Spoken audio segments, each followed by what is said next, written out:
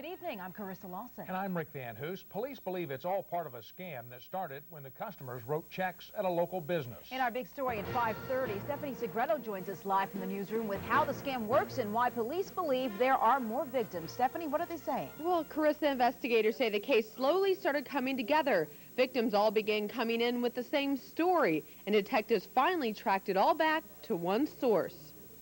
I'm really careful, so I was thinking, how did they get all this information? Barbara Etherton is just one of many victims. Her bank account compromised and hundreds of dollars taken from her account.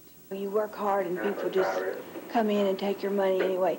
They can get it anymore. Someone was writing fake checks using Etherton's account number and routing number. Bullitt County investigators found out the same thing was happening to other residents, and all of them had one thing in common. They wrote checks at this Lebanon Junction Family Dollar store on February 16th. The technology today is incredible, and crooks seem to figure them out. Lieutenant Scotty McGahey says that day one of the clerks got a call from a person claiming to be from a company that clears checks for businesses. The person said only a few checks had gone through that day, and they needed the information off the other checks written so they would clear. The clerk gave out the customer's checking account numbers, routing numbers, and check numbers. McGahey says that's when the scam artist went to work.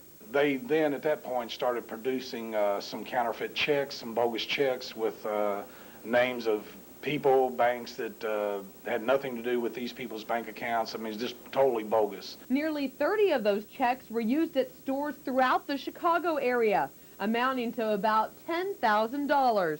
As late as today, victims continue to come forward. We were trying to figure out how it happened, but then it kind of makes a lot of sense now. McGahey says it's a scam that could hit any business and its customers, anytime, anywhere. We believe it's a lot larger than just Bullitt County. McGahey says right now they are working on tracking the suspects down and believe they are from somewhere in the Chicago area where most of the checks were written. WHAS 11's Chuck Olmstead is in the newsroom with details in our top story. Chuck? Hi, Melissa. You know, the last thing anyone wants are crooks running around town with their checking account information. Unfortunately, for some in Bullitt County, it has already happened as police issue a warning lest more people get burned. It happened to Angela Kurtzinger. Yesterday, we got a bank statement and said almost $700 was taken out of our account, which made us overdrawn. And Barbara Etherton, too.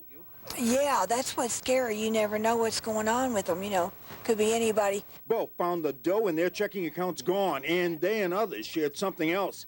Both had written checks at this Family Dollar in Lebanon Junction on February 16th, where later that day, someone called claiming to be from a check verification service and duped the employee at the Family Dollar into reading off over the phone the account numbers of all the checks written that day, plus the routing numbers to the checks.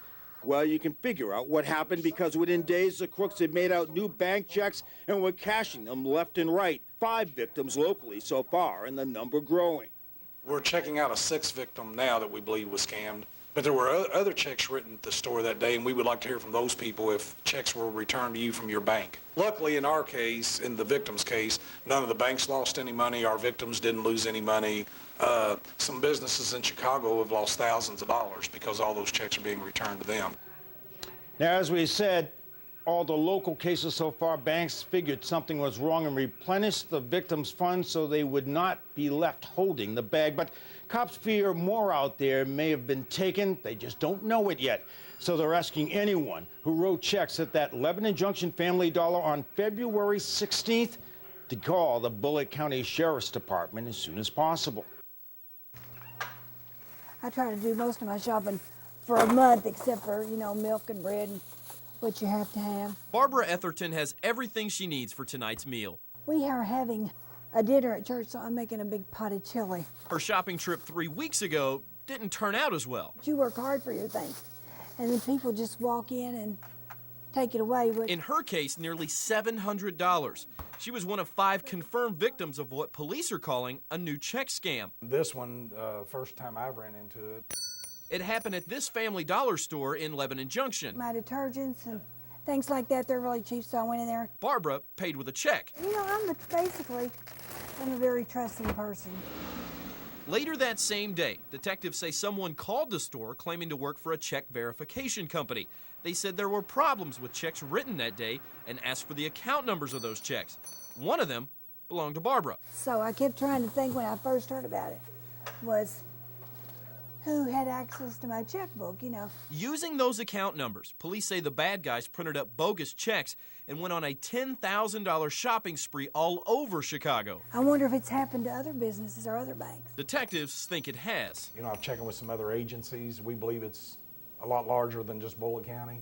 The good news is the banks caught the scam, and Barbara and everyone else got their money back. Like I say, just feel like you've been violated, you know, when all that happens. But Barbara still feels like a victim.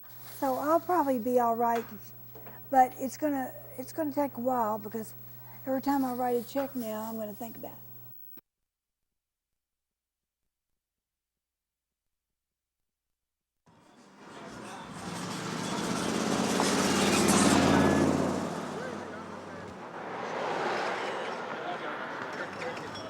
It's terrible. It's bad. This is the slum. I mean, you can't get no worse than this. Two cousins born in the poorest neighborhoods of Louisville. Yeah, it ain't nothing. I mean, you know what I'm saying? That's all I know is the project. And raised on its streets. It's about, man, pistol play around here, man, and people just dying, man. Brandon! Learned over the years that making it alone isn't an option. Yeah. If you by yourself, you more than likely gonna die, man. So at an early age, I was like 13. they traded the classroom for colors. I mean, half of us dropped out of school, man. We ain't got no education. We can't get no good paying jobs to help our family get out together. So we're gonna do what we need to do. Their crowded homes 5, 6 kids, no daddy. for the crowded streets. Safety of numbers is what it goes like. Their sense of loneliness for a sense of protection in a gang. What's up, Sam? Their street names are Jay Rizzle and Carter. One is a Blood, one is a Crip. Both have seen so much in just 20 years of life. I mean, somebody just bumped into him. My dude said, man, he just want to have a good time. Shot him point blank in his neck. In many places, Bloods and Crips are sworn enemies, but in Louisville, the two get along as long as there is respect. It's like you wearing blue, he's wearing red. And like, he's a Blood, I'm a Crip. You just, you know what I'm saying? Don't go over that. You just don't disrespect. Period. You just don't cross that line. Now, the cousins worry that fragile stability will soon be tested. The Clarksdale housing projects, mostly Blood territory, are being torn down. As a result, Bloods are moving into other neighborhoods. Some, like Beecher Terrace, are controlled by Crips. That's what I am. Blood nigga coming to that hood, to a Crip hood? No, it's cut short. That's gonna bring a whole lot of war to each other. You scatter site them in places where it's different cliques, it's gonna bound to be some beef somewhere, man. For Bloods and Crips, loyalties to a street family are permanent, even though their street homes may not be. So yes, the buildings come down, but the mentality is basically the same when it enters the neighborhood. Come on! For folks who may have participated in the gang culture. Metro Councilman David Tandy represents the Clarksdale area. He's hoping the city can turn the gang problem around by turning around the lives of former project residents through a safe summer program. Looking for them to have ways to transition out of that lifestyle and into a more productive and positive lifestyle. Oh yeah, he sells rock. Oh yeah. Jay Rizzle and Carter hope one day to lead that kind of lifestyle. Don't be out on the streets, live your life like this. It ain't nothing out here on the streets for y'all, for real. For now, they try to make up for their mistakes. So what y'all do, get your education, get your street. By telling their other cousins not to make the same ones. This ain't a game out here. This ain't no movie we play, or you can rewind, oh yeah, it's a nice little part. I mean, this is what we live, man, and this is all we know.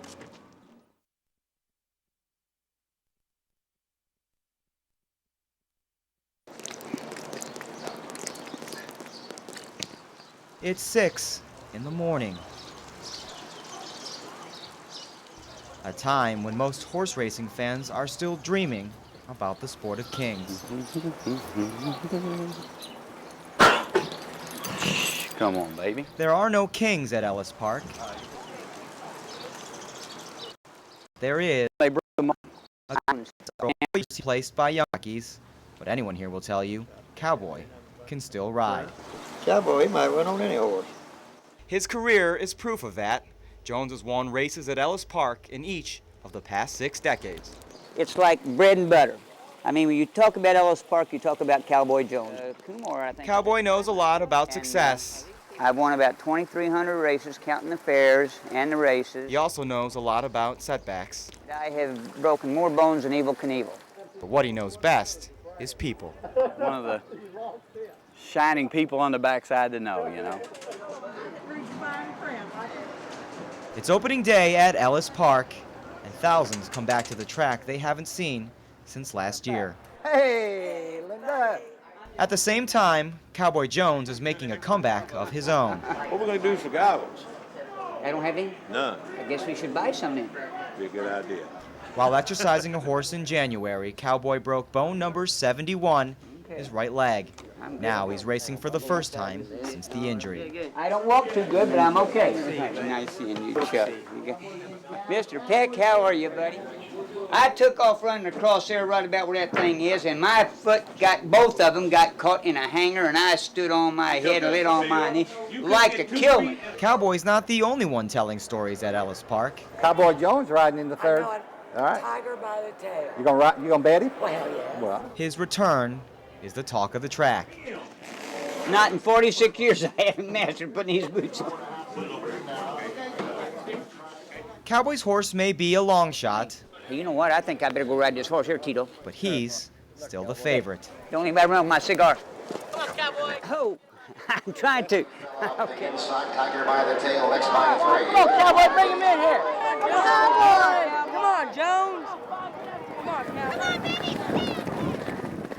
Cowboy finishes in the back of the pack. Nice shot, Cowboy. Nice shot. But the broken leg that held up during the race My right leg can't take it off. Oh, my right leg couldn't handle it. didn't on the ride back. Yeah, my leg couldn't handle it. Most men would have left right then and there. All right, honey. Not Cowboy. Because there is something here at Ellis Park that is far more powerful than medicine. Hey, how you doing, darling? You coming over tonight? I know Mr. Jones, and I know you know who I am. Yes, I do. You take care of yourself. Thank you, I'm trying to. I'm going to put it on the shelf. She wants to sign her grandson's picture. My goodness gracious, I haven't seen you in forever. I know it. In every corner of the track, I'm not walking too good. Cowboy runs into a friend. Well, you still got it, man. You had it, and you ain't never done it. Huh? I don't know your number. I'll give it to you right quick. Still doing good? Still trying to stay in one piece is my biggest problem. Friends who don't see the man who fell, About got a tear in my eye when you fell. I did okay until it was over. but the man who got back up. Thank you. Thank you so much. All right, honey. Thank you. You bet. Take care of yourself. I appreciate it. They come to see it, and they don't care whether I win or not. They like to see me win, but if I don't, they're still my friends, and they're still my fans. I love you. I've been watching you for years and years. I've been around for years and years. They say that cowboys are a thing of the past. Boy, you got your hat there, buddy. I fixed it right up for you. But this cowboy isn't just a symbol of what was. He's a symbol of what still is. You'll hear people talk about, there's Cowboy Jones, a living legend. I don't care too much about the legend part. That don't mean a whole lot. That living part means an awful lot to me. Nice seeing you all. You all look great.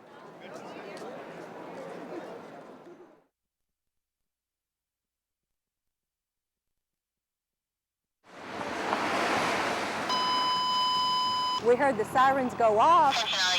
We just knew, that the thunderstorm was coming. When the tornado hit, it was boom. Disaster is a word now being learned. It's okay. It's all right. Okay. By some who don't even know their ABCs. Don't cry, okay? Everybody's all right. I've got all these kids and grandkids over here trying to get me, all this stuff packed to the front. For the Compton family, just hours ago, this was still a second home. Because we were just here last night. I don't think they know what to think, that's for sure.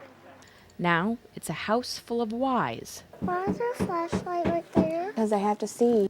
And wheres. Is the cat okay? Even with questions, Is that picture dirty? they've been given a simple answer. The tornado came through here and all of the roof came off. But there's a lot to grasp when fear is still happening firsthand. We're just trying to get all the. Oh gosh. Hey guys. They're just putting that tarp. Lord. Well, this won't fall through well. I mean, that was my first tornado ever. For Christopher, his concerns in the aftermath are basic. All the electric's out, so we can only eat chips and dip.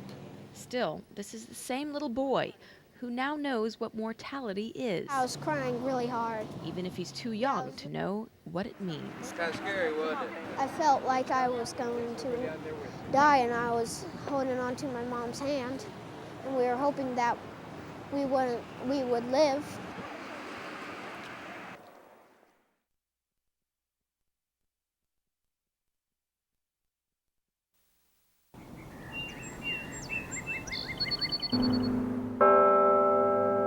So many things had to be done after the tornado. We had to rebuild and all that kind of stuff. The town's it's recovered well. There's not much left to see. Can you see it? That's a piece of aluminum that the tornado put through that oak tree. Jail and courthouse have been rebuilt, and the church has been rebuilt. But there's plenty to hear. The tornado, dude. 74. 74. Seems like everybody's got a story about the tornado. People I knew up the street were bloody. All the phone lines were out, electricity was off. Hole in her head, you could see her skull. Even those who never saw it. You wasn't alive in 74. It's probably one of the most catastrophic events that we've ever experienced in Kentucky. The 1974 tornado that destroyed this town resulted in much more than rebuilt structures and regrown trees. It's part of our history, you know, as in Meade County people, you know, you want to know about your history. This is part of our history. History well documented then in newspapers. Brandenburg was the hardest hit area of the tornado. And now in senior research projects. Some stories they already knew. They had to get all the bodies together in one place and get them all identified. That place was the Meade County High School gym. It's really creepy being here. You can just walk down hallways and, you think you see things. The school was one of the buildings that wasn't destroyed. Now the old jailhouse still standing down there. Unused until last Halloween. The band used it for a haunted house to raise money. The old jail's seen a lot of weather over the years, so have the people. If it's storming outside, I want to go outside and see it, where, people who live through this are scared. They're always afraid something like this is going to happen. And every time a storm cloud came up, you were scared, and I still have that. 31 names are etched on this memorial, at least one of them on a birth certificate as well. I was named after my aunt that died. My middle name is her name. And I know that I want to continue her name. We will remember it, and we will all tell stories again. Someday, the memories will all become stories. I was raised here, and I would want my kids to know about my background and what had happened from where I lived, so I would tell them.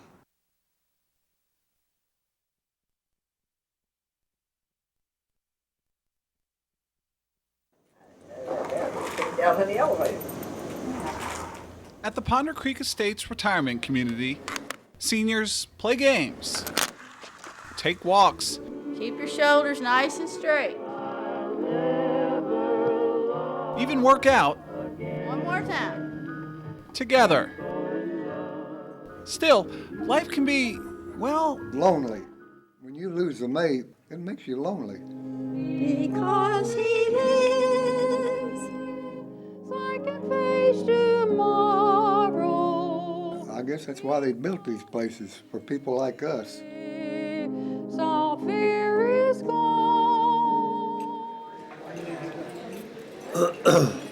Al Bell moved in this summer, and it was in the cafeteria one day. I always loved to flirt with the guys. He looked up I'm afraid I was bad about that.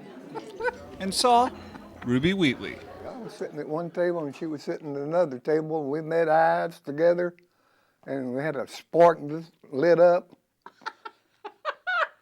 and I asked her for a date. To go get ice cream. You're too far away. You asked me to go get ice cream, I'll go. Since that day, And I don't think Ruby's feet have touched the floor since he moved in. Let's get over there in them rockers. they've been inseparable. I'm 80. He's 70. I'll be 79 in October. I say. That's what I told her. She robbed the cradle. I got lucky. I got me a young man. Now, Ruby and Al are getting married. And what's a wedding without a bachelorette party?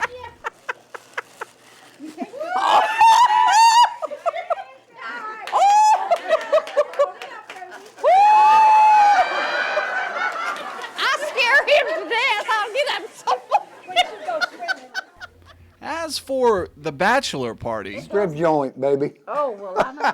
And I said, no, can't have any heart attacks before the wedding. Then after we all swore up and down no dames. Al had to settle It's inside your wedding ring, no others. for Humphrey Bogart. Although Naked turtlenecking. I wonder how you do turtlenecking. things are looking good for the honeymoon. This certificate entitles Ruby and Al to a night at the Holiday Inn. Thank you for the gift. So, at an age when many think their best years are behind them, He's kind, he's gentle, he's helpful. Ruby and Al are like two starry-eyed teenagers. Beauty, in and out, outside and inside. That's a beautiful woman. An unlikely love story He cares about people, that reminds us all just like me. it's never too late. Oh. Eric Flack, Wave 3 News.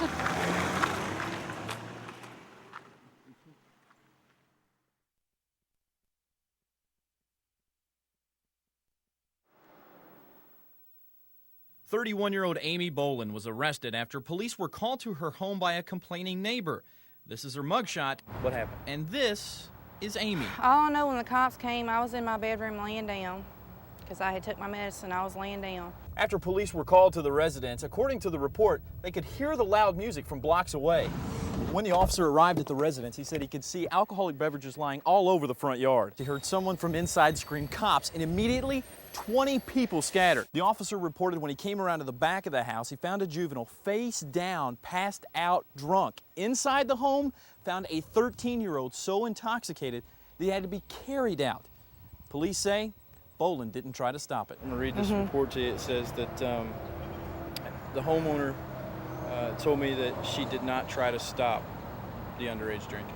No, I told the police officer wrote it down wrong. I told the police officer that I told them that they needed to leave, that I didn't know who they was, and they told me to be quiet and shut my mouth, but that was misquoted wrong. I never said I didn't try to stop the underage drinking. Bolin told me she has no idea how the other kids found out about the party. We want to talk to some officials from MAD who say that kids are doing things a little differently. They're not just calling people or sending notes anymore to invite them to a party. They're actually using sites like MySpace and Facebook. But police are catching on. And it doesn't, say, hey, I'm a police officer, I'm such and such years old. They have kind of fake accounts. McGuire says law enforcement agencies in Texas were the first to cruise the popular sites looking for underage drinkers. Sometimes the undercover officers are even invited to the parties. Because anytime you're inviting that many kids to a party, there's a lot of channels of communication being used, and you're going to slip up at some point. And those slip-ups are what they've been finding. Bolin says she didn't buy the alcohol for the juveniles. I don't know where it all came from. But she has learned her lesson. Because I had never been in any trouble, never had a record or anything, and now I've got a record on me, and it's not worth it.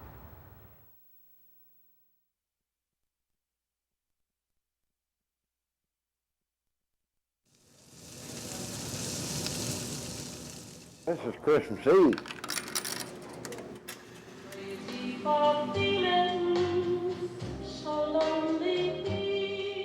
It's a little lonely. When'd your wife die? About 5 years ago. People that don't have family, and they don't want to cook. You miss her during the holidays? You better believe it, I miss her all the time. Coming up here to eat, talk, associate. Yeah, this is a club. Yeah, it's like a club or something. Well, it is, all the time, 24 hours a day. Mashed potatoes and green beans, giblet gravy. We're having the whole works tomorrow. Well, nobody's gonna be open tomorrow, what we was gonna have. Come on down, get anything from fish sandwiches to coffee. That's all a man needs.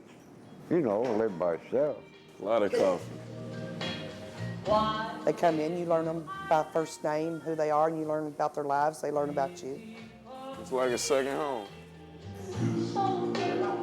I got friends all over this place. Andy, Bob, hell, I can't name them all. Kelly. So for Christmas today, they all made up $130 to get car insurance on my car. This is the card they all came and signed their name to it. Have a good Christmas. You too. Thank you.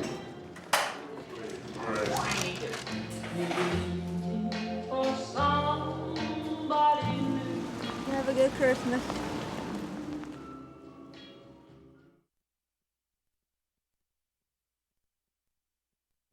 It's gonna go back. I didn't get free receipt.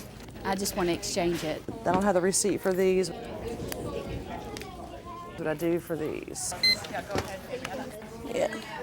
Was it bought with cash or no? I'm enjoying watching the people as they return, thinking, wondering why, and so forth. Clothes didn't fit. My mom really tried, but they were too big.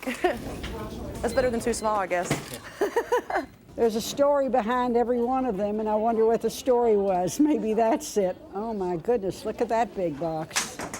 I want a refund on that one because I got 2 of them for Christmas. It's gonna be $16.41. I don't know, it's not even worth it. This is more exciting than most of the movies I've seen lately. I want with the girl Barbie doll. You got 4 at home. You don't need no 6. She got too much stuff. Do you think you got too much? No. This wasn't the color. This wasn't the size. Yeah, I guess those are some of the most typical reasons. Like for my clothes to fit perfect and they didn't, so I'd rather get something that does. You gotta flip the switch out right there. It's such a hassle. It really is. Pam, can I help you? It's not for me. This is my second time up here because she gave me the wrong receipt. Oops, a daisy. Is that the right price though? And then these pants were the wrong size. 64. I'm glad I'm not one of them. Much more pleasant just to be on the other side.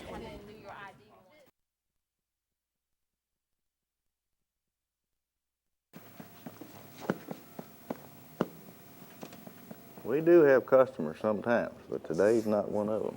In a business where seasons regulate sales, It's just a slow time of year. the industry regulates itself. Well, you've got the under 16, that's big and bold right there. This ATV is not appropriate for use by a child under 16. The parents sign a paper, a safety paper that says they will wear the helmet. ATV salesman Scott LeCompte can't understand why, with all the paperwork, This is what Kawasaki sends us. there needs to be a new law for the books. They're passing a helmet law, or voting on a helmet law today. I think you open up a big can of worms As the proposal is debated on the sales floor, when it should be up to the parent to make that decision. it's the House floor where the bill's future will soon be determined. We lead the nation in deaths on ATVs, and a lot of them are young kids. Representative Stephen Nunn is a sponsor. We're trying to provide a tool for parents to say, this is the law, we want to protect your life, we want to save your future. We'll have to have more taxes because we'll have to have a separate For those working in the industry, helmet police. a new law just seems like more red tape for something already in black and white. Common sense should play into this game somewhere. Ann Marshall, You'd have to be kind of an idiot not to realize what you're supposed to do. Wave 3 News.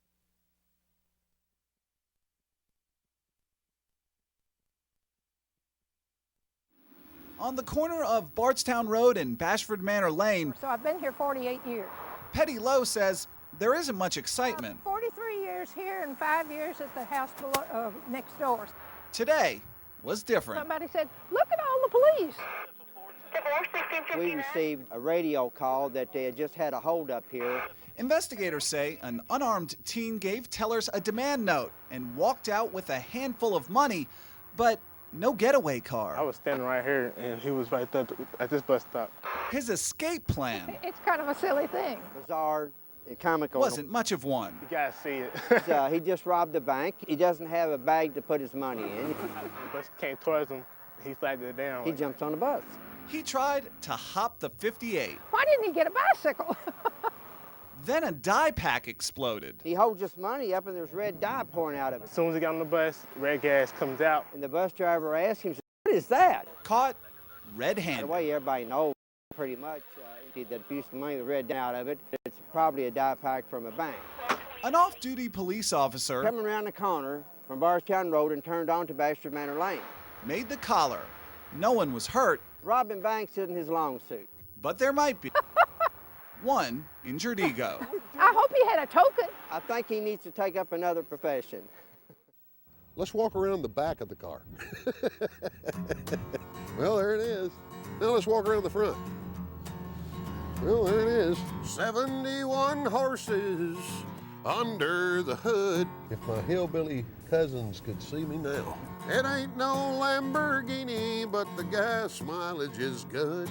But if it gets 40 miles a gallon, this thing drives really good. Lord knows it's easy to park, and it never gets stuck. But if you'd have told me an hour ago that I was going to be this comfortable in a car this size, I would have told you you were nuts. My wife's new smart car will fit in the back of my truck. Now, I will say this car is going to be rough getting to get to. Yeah, I think he's going up like 50 points sat in this car. It's easy to start, you're smart. But it's great for a driver. The same size as my son's go-kart. Other than the fact that it's this big, it's smart. Shocked that this cowboy has got enough room and it doesn't bang me in the head. I feel like I'm in a minivan, to be honest with you. This song is dumb, but that car sure is smart. I'm the last guy in the world you would think would enjoy driving a little teeny-weeny smart car. Because I like trucks.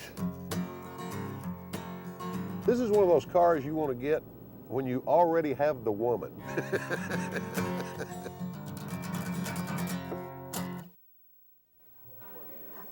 Anything that you can do to protect yourself. They are individuals trying to make sure their identity isn't stolen. At my age, if I would lose what I've got, I would be in, tough shape. What you can do to help prevent At a forum organized by Congresswoman Ann Northup Tuesday night, experts from local and federal agencies offered tips on how people can protect themselves from the identity theft crime wave. The crime is still increasing, but we know that a lot of consumers are protecting themselves. But are the businesses doing their part? Well, I would hope that every place would ask for some form of identification. We wanted to find out. So I gave photographer Scott Utterback my company credit card. Without any ID whatsoever, Scott walked into Barnes & Noble Pat Riley, the winner was in. and walked out with a book. It just had the card swipe machine, so the guy never even looked at the credit card or looked at the signature or anything, so it's mine. At Circuit City, Scott got a little more brave and spent a lot more money, charging a TV, no questions asked. 13-inch color TV, RCA, front-end adapter. At Best Buy, there were questions, but no problems. He asked for my ID, and I said, I don't have it.